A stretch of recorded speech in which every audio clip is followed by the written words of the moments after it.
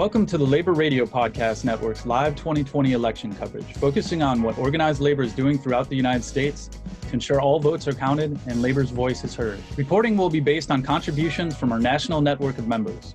The views expressed do not represent official positions of the network. The Labor Radio Podcast Network has over 70 labor-focused shows in 4 countries and serves as a one-stop shop for audiences looking for labor content and as a resource for labor broadcasters, podcasters, and content producers. You can follow the conversation with the hashtag LaborRadioPod, where we are broadcasting working people's voices 24 hours a day.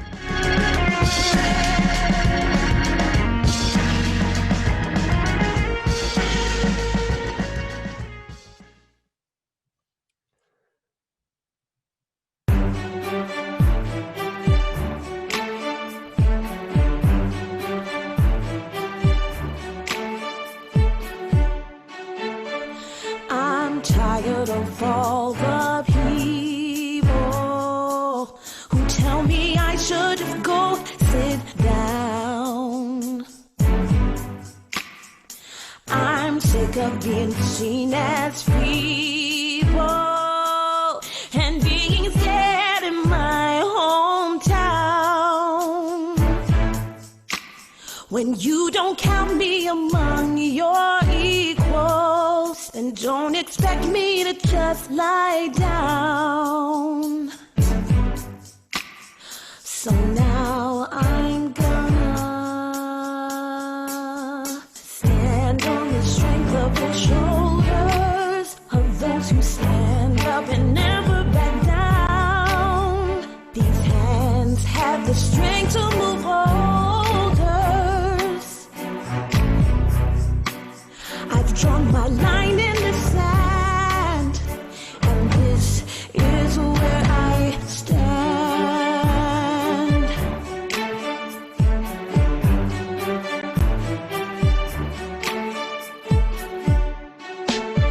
I've had it with just obeying and being taken for some kind of fool. I'm tired of barely playing in a game of such changing rules. Ain't no game when the guns are slaying, but I'm braver than you are cruel. So now I'm gonna stand on the strength of those shoulders of those who stand up and never back down. These hands have the strength to move boulders. I've drawn my line in the sand, and this is where I stand. Not gonna swerve till I land the hand I deserve. So now I'm gonna stand on the strength of the shoulders of those who stand up and never back down. These hands have the strength to move boulders. I've drawn my line in the sand, and this is where I stand. Where you stand, where we stand. I've drawn my line in the sand, and this is where I stand.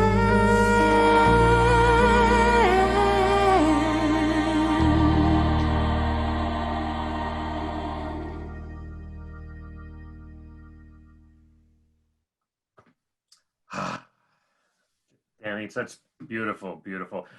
That's the composer and producer right there, Danny Schur. We're going to talk with Danny in just a sec when I get my voice back.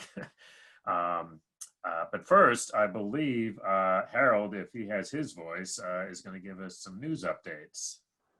Yeah, so we are at 8:00 p.m. Eastern Time, 5 o'clock Pacific, and that means that we have had a bunch of polls close. Alabama, Connecticut, you folks in the District of Columbia, Delaware, Illinois, Maine, Maryland, Massachusetts, Mississippi, Missouri, New Jersey, Oklahoma, Pennsylvania, Rhode Island, Tennessee, and half of Texas. Is that right, Gene Lance? Gene was explaining they actually have 2 times when polls close because Texas is as big as 2 European countries put together. So apparently they have 2 different poll closing times. That's correct. Also, the AP has called some states. Virginia has been called for Joe Biden. South Carolina and West Virginia has been called for Donald Trump. So even though votes are still being counted, enough ballots have been counted that they've met that threshold where the AP or the reporting agencies don't think that there's enough ballots left to make up that difference. In addition, thank you, Alan. Alabama, Mississippi, Oklahoma, and Tennessee have all been called for Donald Trump, while Biden has won Connecticut, Delaware, Illinois, Maryland, Massachusetts, New Jersey, and Rhode Island. So that's moving the electoral map there. No big surprises so far, I think, is the top line here. This is all pretty much according to projections at this point, I think, right? Yeah, I think that there were some people who were wondering if Illinois might swing to the right, even given Chicago, but that stayed pretty solidly blue, so that's good to see.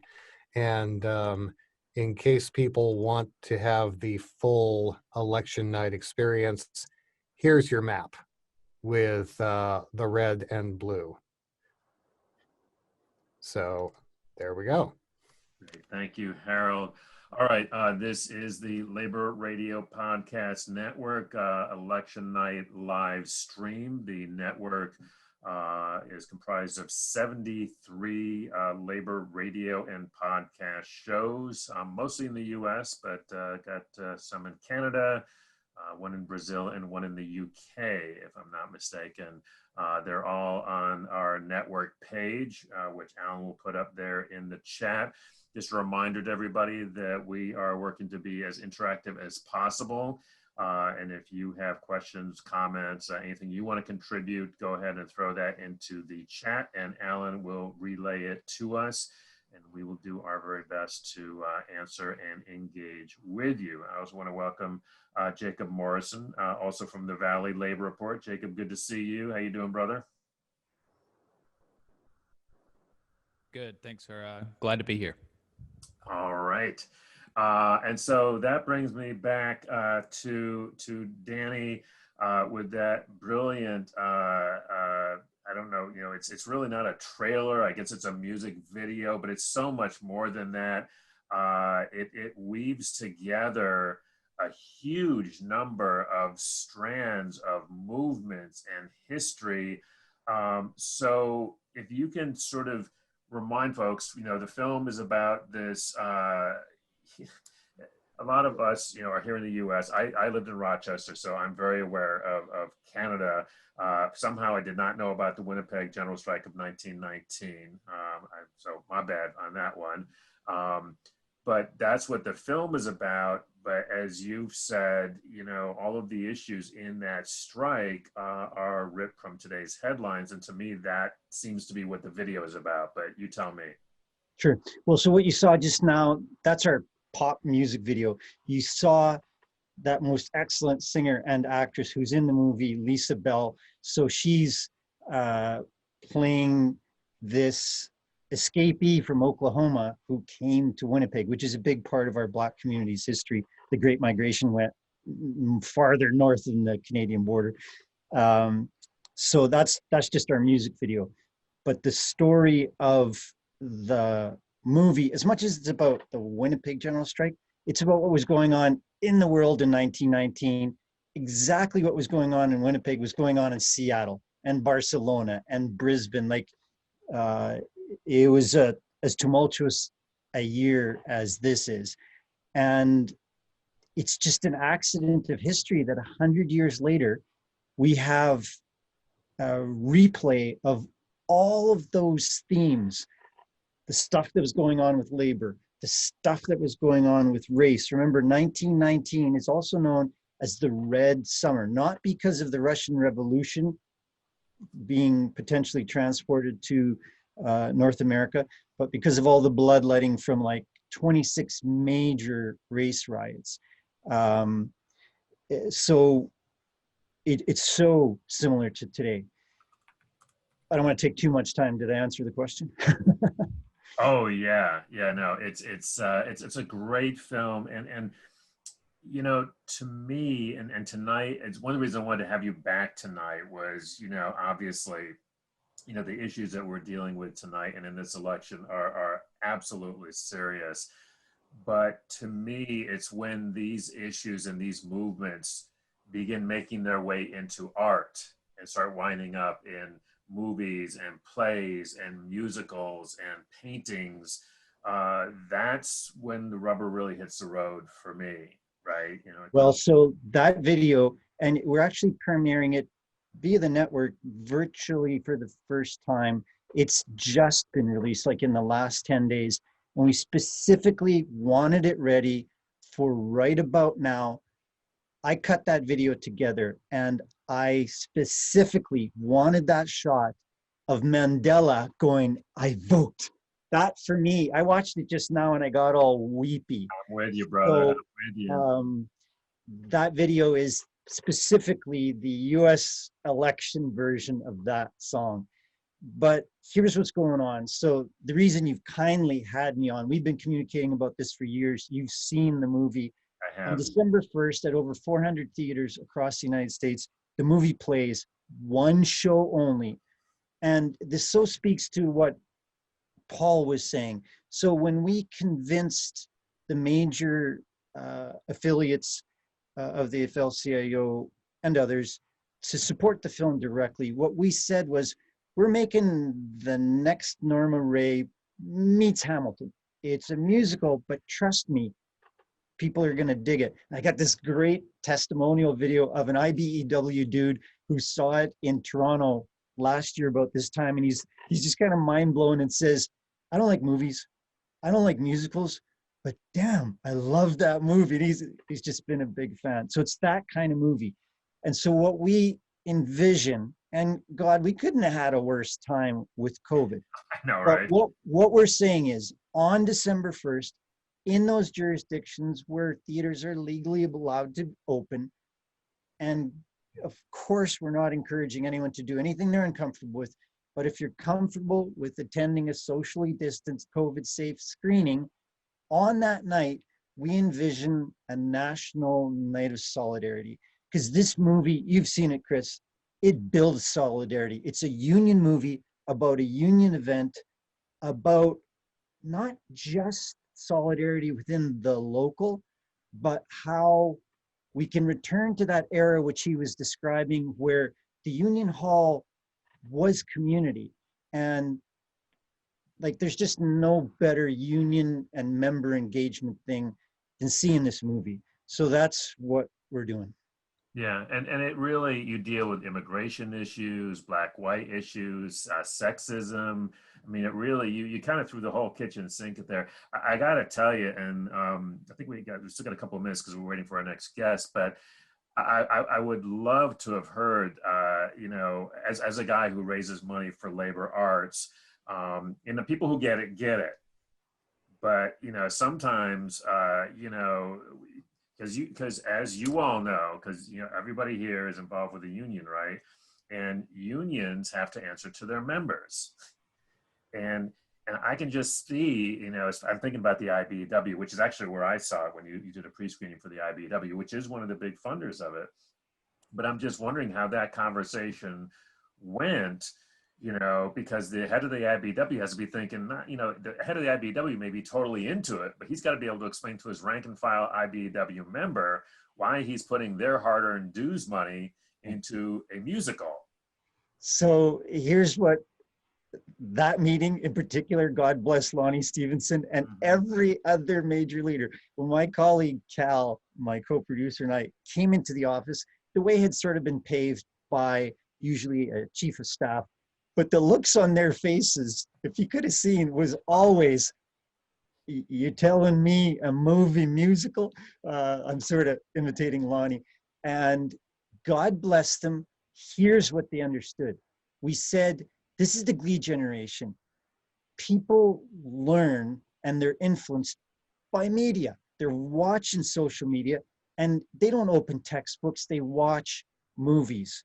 We're gonna make a movie that's evergreen, that's gonna teach hardcore labor general strike history and be entertaining as hell. They went for that. And what they did specifically, they just didn't give us cash. We pre-sold digital downloads that will be given to the education market on behalf of all of these unions, over 500,000 of them. I see Harold. See, one of the things you have to know about Harold is that he's a SAG-AFTRA member. He's a performer. I see him nodding. He knows what you're talking about. So Harold, I'm gonna give you the floor because I'm sure you have something to say or something to ask. Well, yeah, Danny, I'm listening to you talking about going into these meetings with funders, and I have worked with producers on a lot of different features, trying to get funding for their features. So I absolutely know what that world is like. But I think it was really innovative for you to do pre-sales specifically for education, because we've all been saying in labor for so long, that's something that's been lacking. The younger generations are not taught about labor history. Nobody pulls out the Howard Zinn in 8th grade social studies or anything like that. I guess up in Canada, it would be grade 8. But so how do you think that this movie, which it sounds is going to be very popular, it's going to be very entertaining, how do you think that this movie is going to spread culturally? Is there a way that it can be shared? Is there a way that people are going to be able to spread the word to their friends within their circles? Well, for sure. So I'll put the website address up again. On December 1st, we got 400 theaters that's playing in for that one night only. Thereafter, we're a little bit delayed, but we're going to be doing a theatrical release broader than just that one.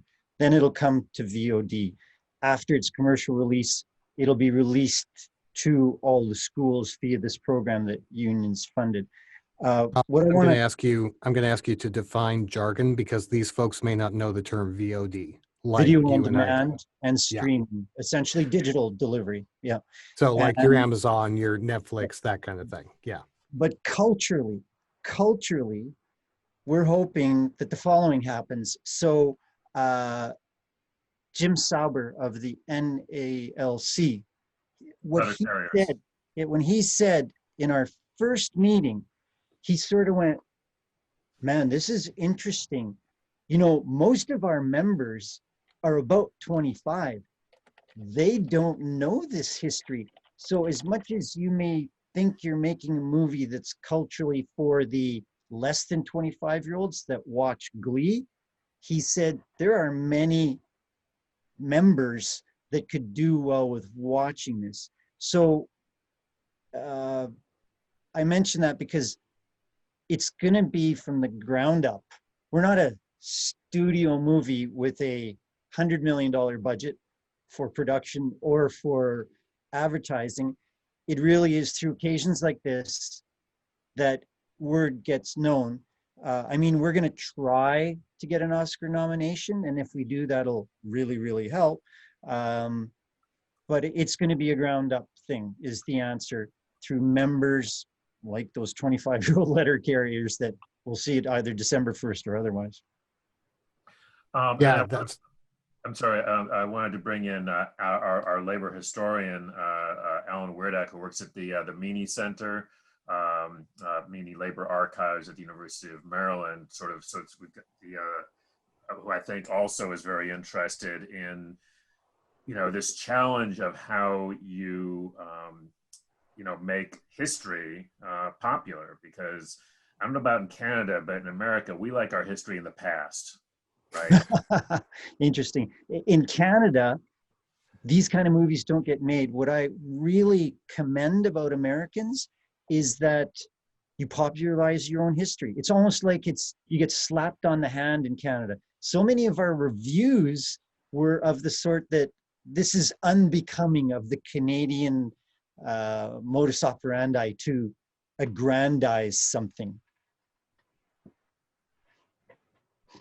Well, it's interesting, I guess thinking from a labor history perspective, when we going back to what Harold was talking about, referencing Howard Zinn, one thing in the mid 70s, Howard Zinn made a call to the Society of American Archivists, where he basically said that, we need to document history as it happens to obtain the working class perspective, because essentially the archival record is the record of the oppressor. So moving forward, if we're going to balance or, even the keel, I guess, in terms of the historical record, what we need to be doing is documenting history as it happens from the perspective of the marginalized, the working class, the oppressed. And I think, so I don't know, what are your thoughts there? What do you think that your work does in terms of that? Well, here's a great story that is like prima facie evidence of how you got to do it. So in the Winnipeg General Strike, there was an association among the employers called the Citizens Committee of 1,000. It was really like 20 guys that just ran the town forever. And they were such brutal oppressors of the General Strike. There's one book about how many illegal things they did to influence the federal government to clamp down hard. Well, when I started raising the money for the stage musical on which this was based in about 2004, I knew I was calling up a rich guy whose grandfather was like the head of that committee. And he said to me, "Do you know who I am?" And I said, "Totally, I know you're that guy's grandfather." And he said, "What are you calling me for? This is nothing that should be remembered. This should be forgot. It's a stain on the history of the city and the nation." And I'm like, what am I going to say to that? So I said, "Hey, but you haven't even heard the music." And he laughed. And I said, "All I ask is that you listen to the music." Jump ahead to all these years later, the movie, and it was only a $7 million budget. Now that, I got to qualify that. That sounds like a ridiculous amount because it's $10 million for one episode of Game of Thrones. That's really a ridiculously low amount, but it's not the kind of money your average working musician like me has to raise. 1/3 of that money came from labor, 1/3 came from tax credits, and the other third came from all the descendants of the families of those who opposed it all those years ago. So we brought in, we call it our big tent. It was this coalition of people that said, this is history, this is important to tell. And there are some people that are hardcore right-wing, the equivalent of the Republican Party in Canada or the Conservative Party. And we managed to convince them, and they're proud of this movie. So I don't know if I answered your question, but that's how it happened. So we got to tell the story that you wouldn't think would be told with the money from the people who opposed it. And they gave you that money with no terms or anything like that. They weren't like, here's the money, but sanitize the story in this way or something. Not a single editorial comment. And every one of them knowing that that money was deeply at risk. That's incredible, but that also seems like it's incredibly uncommon as well. It is, but it's a measure of this movie. And we have so many friends in labor. It really was labor that made this movie. It's the reason I'm here tonight, because I got to meet Chris, and I've been to DC 15 times. Man, it's I'm great. itching to show the trailer right now. So if I don't show it now, we're gonna have to show it in some filler space. That's fine. Yeah, and I think let me just check and see what's coming up. Yeah, Charlie Flemming maybe, and Charlie comes in. We definitely want to hear from Georgia. But yeah, go ahead and show the trailer, please. Roll it.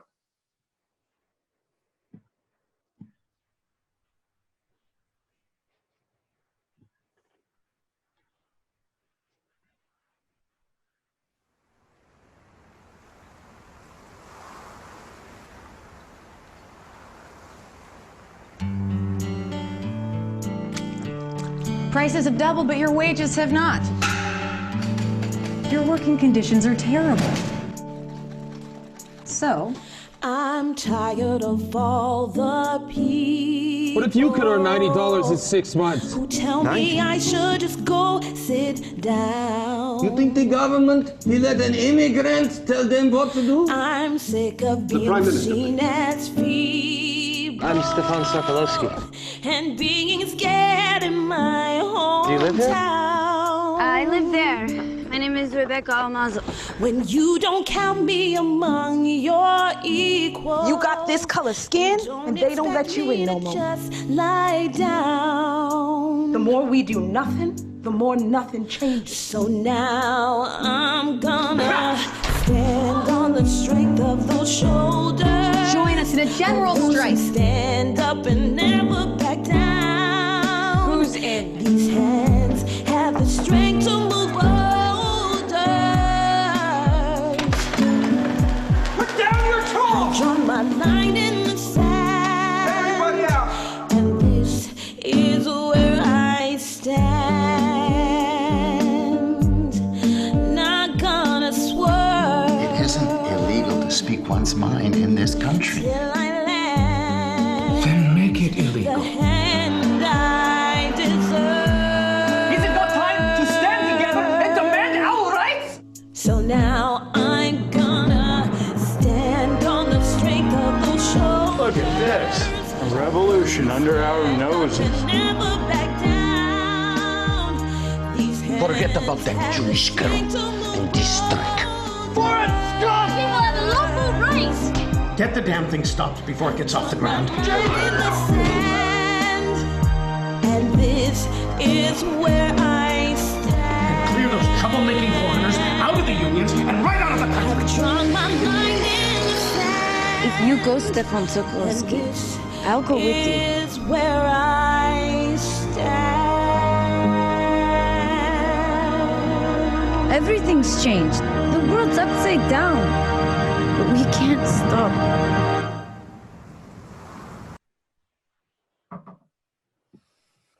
Ah, man, I just can't wait till the first. Everybody's excited here. So, and I think you've got the link. Make sure that that gets into Facebook. And just I don't know if it's the last question, but you know, Danny, one of the things, you know, obviously this is what you do, but the choice of a musical. I mean, originally it was a musical, and that's an even, you know, I know you Harder. talked about it being. Sorry. Even harder sell. Yeah, exactly. An even harder sell, right? I mean, Alan was just talking about Bisbee 17, which is a film that we also showed in the Labor Film Festival. So you're really, I mean, it's like you're just building, you know, sort of its labor history, you know, and by the way, it's unabashed labor history. As you know, those of us who look at these films, you know, a lot of times people will sort of, you know, do other stuff with it, you know, but as you can even see from the trailer, I mean, this is right out in front. The issues are right out in front. You know, but then to do all of that and to do a musical, it really, it's almost, as you know, like, all right, what's the hardest possible thing we can do here? Yeah. Well, and the answer is, I just believe in music. You know, I think every one of us has a number of songs in our life that just hit us emotionally. They're just going to do something because of the time and place that we experience that song. Well, in a good musical, and I'm not suggesting that this is a great musical, but that's the attempt. You know, like music does say something more than dialogue. And if people can just get their bums in the seat, they like this movie. So I think the chance was worth it. I'll just close with this because I don't want to monopolize. But one of the greatest things someone ever said to me about the movie was in DC at the AFL-CIO building at one of our screenings.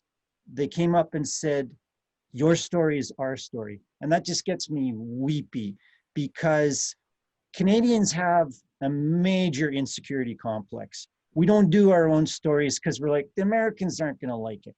And I didn't do it to seek favor, but it feels really great when you know that it's speaking universally. So as to the question of the election tonight, to just wrap this all up, know that we in Canada wish you the Canadian slogan, the Canadian motto. So the American motto is, of course, liberty and the pursuit of happiness. Did you know, it's kind of comical, but appropriate for tonight, the Canadian motto is peace and good government. So I wish you that.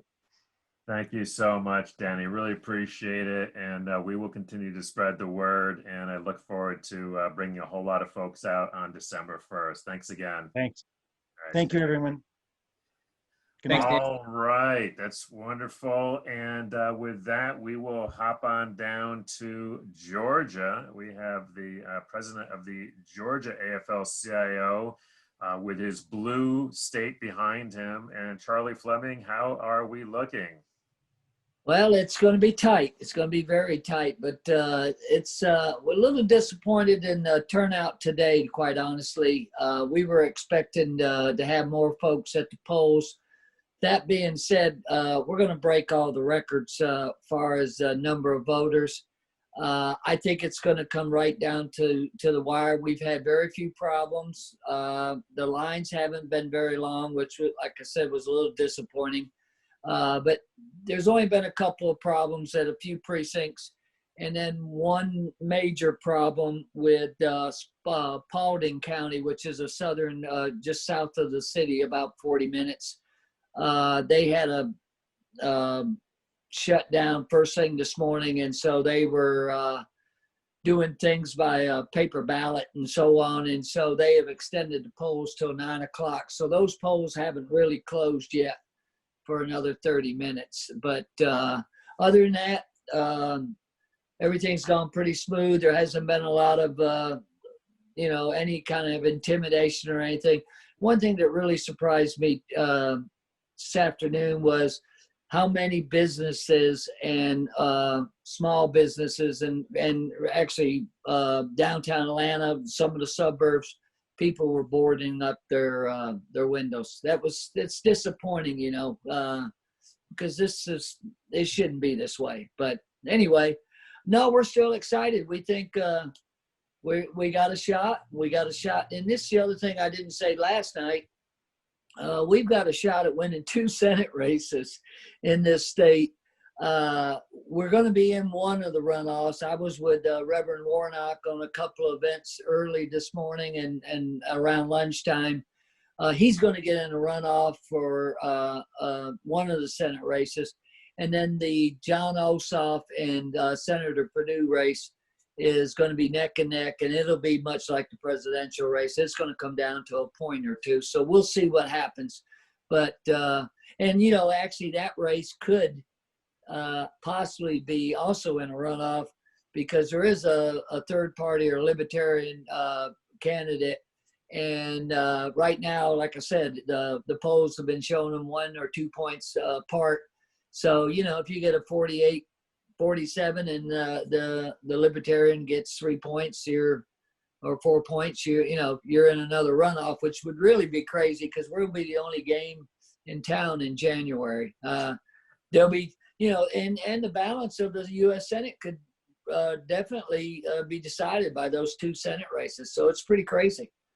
Wow, interesting. I'm going to open it up to my colleagues. If anybody has questions, especially from some of those neighboring states. Evan, I'll start with you. So Loeffler's husband is a Wall Street guy. How is she selling herself as a lady of the people of Georgia? She's selling herself strictly as a Trumper. She hasn't done any grassroots. You can go in Republican neighborhoods and you'll see all kinds of Trump signs, some Collins signs, which is her major contestant, former House Representative Collins. She has no sign. She has no grassroots campaign. She's just got tons of money. She spent almost $30 million of her own money on this campaign, and she's flying around and selling herself as a Trumper. This is crazy. The other things that, and I don't want to get off the Senate race so much, but we also are pretty excited. We're going to pick up a congressional race here in the seventh congressional district, and we're going to hold on, I believe, to the one we flipped 2 years ago, the sixth congressional district. So Georgia is really changing, and we're picking them off a few at a time. Last cycle, 2 years ago, we won 11 seats on the state house, and our goal is to pick up 15, which I know is a big climb. But if we get up, say 13, if we win 15, we'll take over the Georgia State House. If we don't get there and say we pick up another 11 or 12, it's going to give us a lot of sway when it comes to redistricting for this state, because of course the House in the state it plays a big part in redistricting. Mm-hmm. I want to get some questions from some of our other shows that are down in the South, whether it's Jacob, David, Jeremy.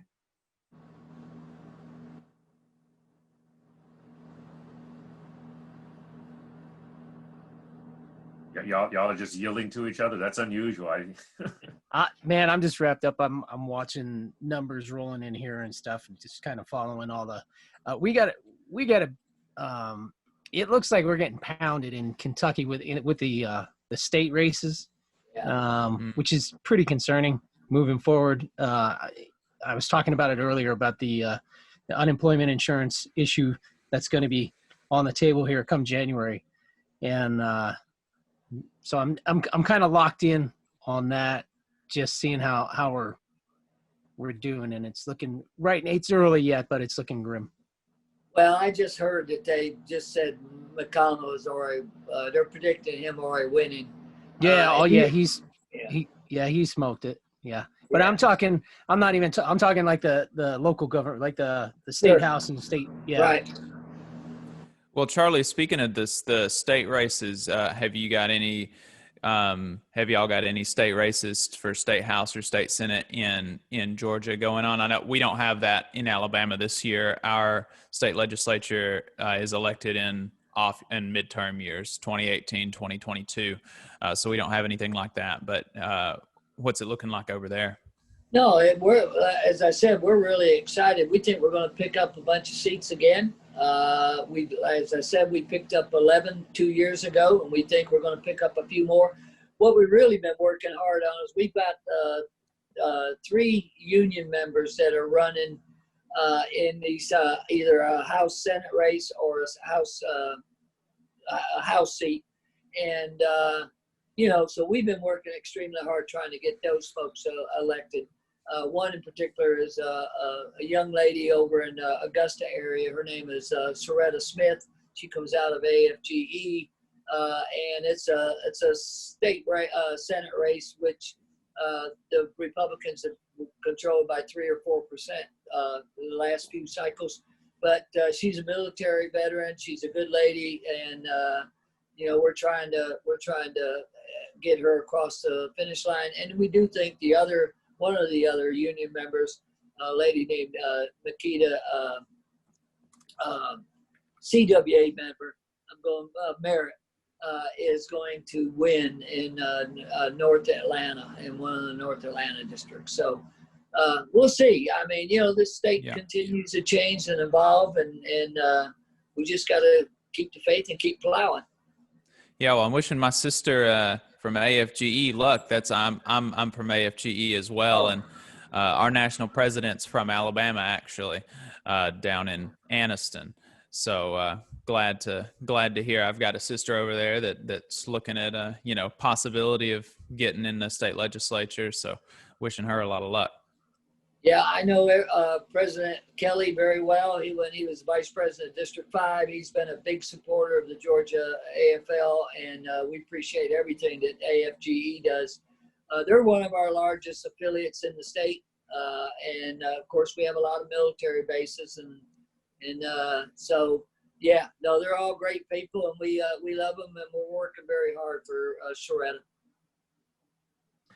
Charlie, do you feel like, the things, the South has really been seen as a sort of, red, sort of Republican, area. And actually, Harold Meyerson talked about that earlier in the show.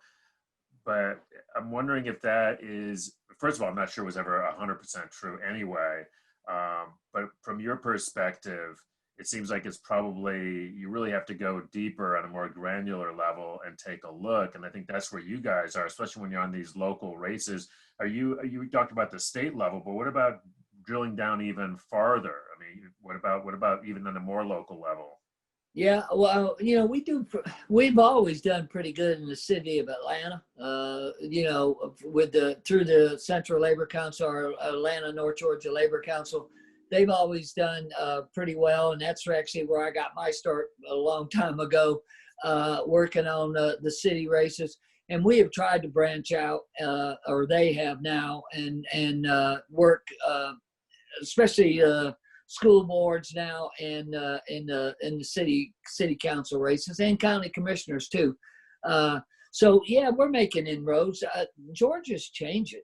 The population is growing so much. And like we talked about, I think last night, there's so many people coming from other parts of the country that are not scared or not afraid of unions, who actually recognize some of the good work that unions do.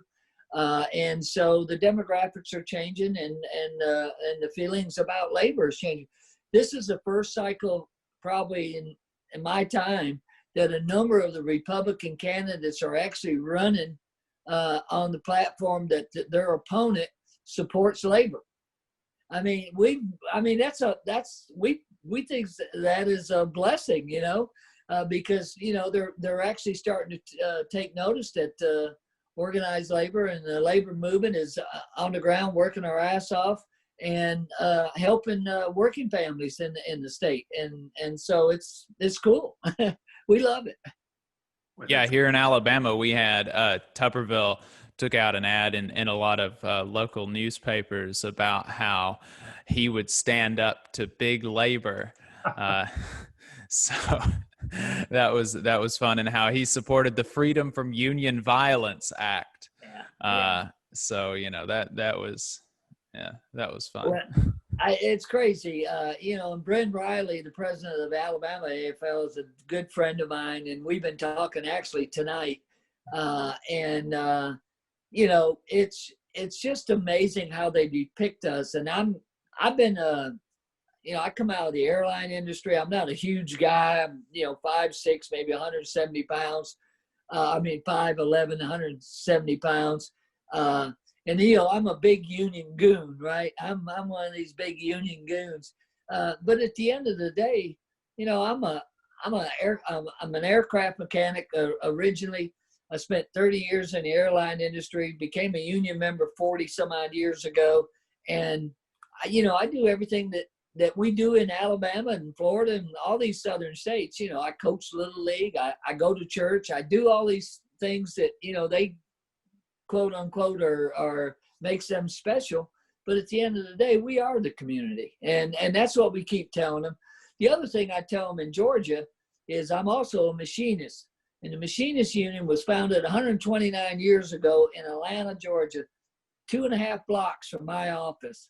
And so when I go over to that state capitol and we get in these big fights, I'll go, look, I'll point at the legislator and I go, look, you'll be dead and gone. I'll be dead and gone.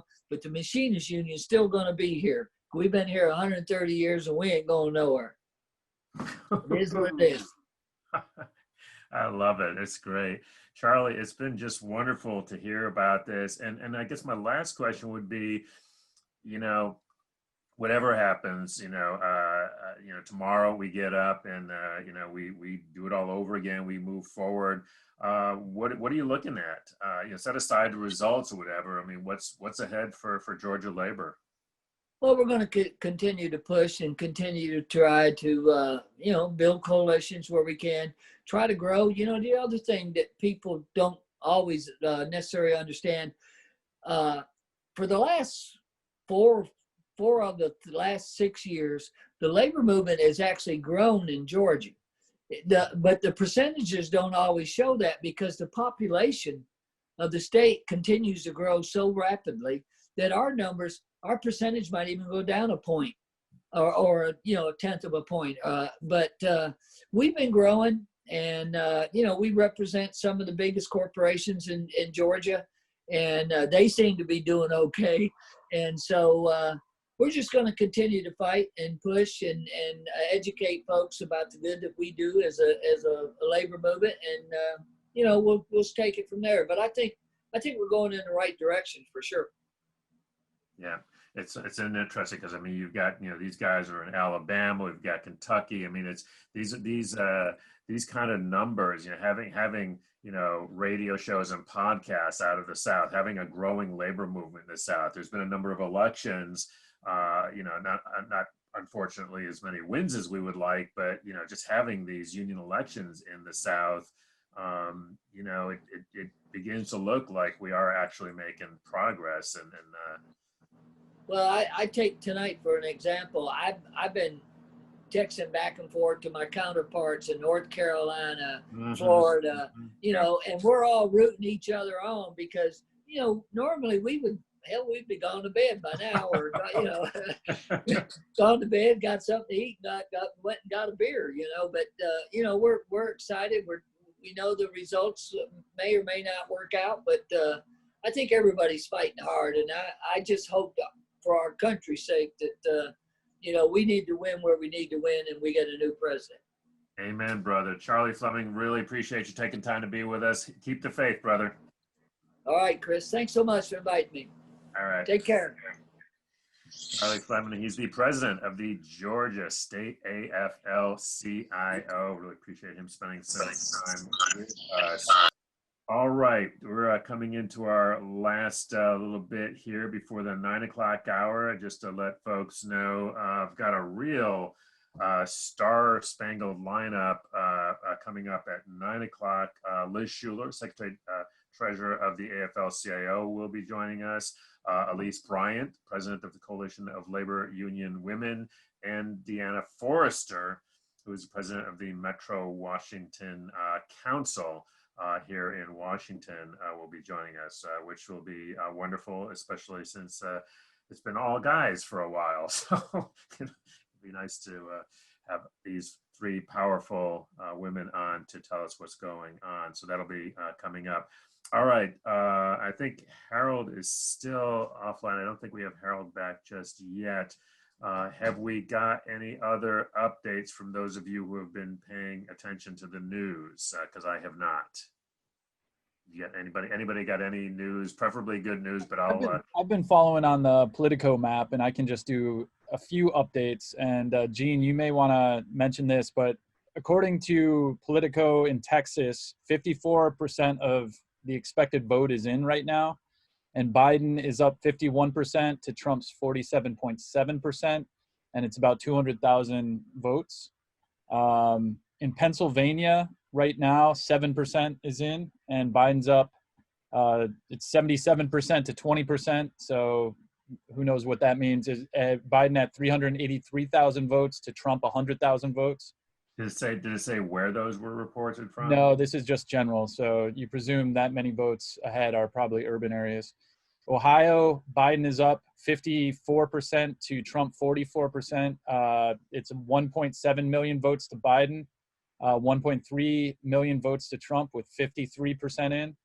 And Michigan, Trump is up to Biden. 10% has reported so far, with Trump being at 57% and Biden at 40%. And so Trump is up 300,000 votes to Biden's 210,000 votes.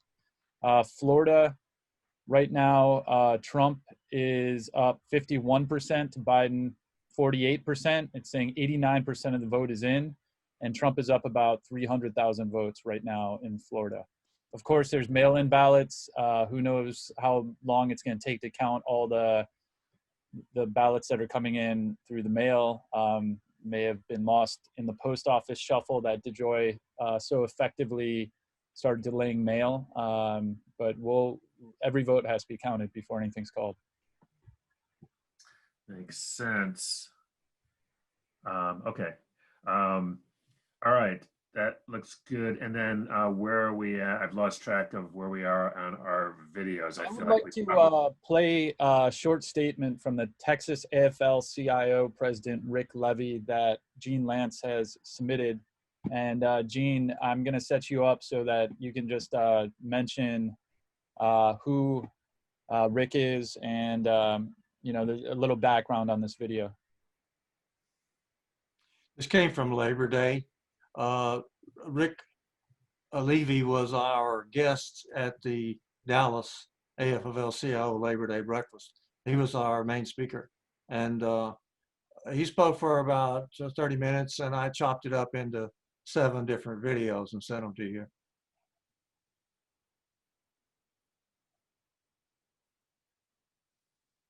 It is a short statement, but it's a call to action, and I appreciate it.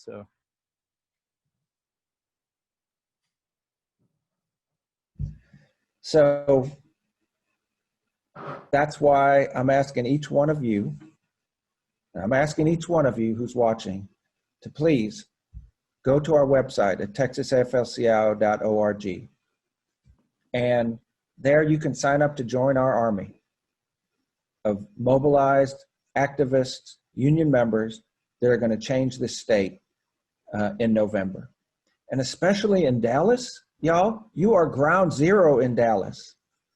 How many races do you have in Dallas? I made a list. I mean, it's like Angela Brewer, Michelle Beckley, Sharon Hirsch, Lorenzo Sanchez, Ana Marie Ramos, Terry Mesa, Victoria Niave, Joanna Katernek, Brandy Chambers, Retta Bowers, John Turner, Julianne Johnson, Jennifer Scarecto. And then we have our stalwarts, Rafael Anchia, Yvonne Davis, Tony Rose, Jessica Gonzalez, and Jasmine Crockett is going to join them as well. Wow. So what were those races that he was referencing, Gene? Those are, he's primarily worried about the Texas House. So those were Texas House races. A number of them are in Dallas. None of them have been decided yet. Colin Allred, though, who is a congressman that took a Republican seat last cycle, is running ahead in his race. The other really hot one is Congressional District 24, which lies between Dallas and Fort Worth. And our Labor candidate is behind 1% there. Now, are these mostly challengers or incumbents or a mix? The CD24 is a Republican stronghold, has been for a long time. And for us to come within 1 percentage point there is pretty amazing. But all of these races, Texas is going to be a good example of races that you can't call. It's going to be a long time before we're going to know. For one thing, El Paso hasn't even closed their voting yet. So we'll start to get El Paso in a couple of hours. And there were a lot of out-of-state voters, a lot of military people that their votes come in at odd times. So we had great turnout. Democrats are celebrating. We had 1.8 million new registered voters. We had 10 million early voters. And we did very well with union families too. But you're not going to be able to call Texas.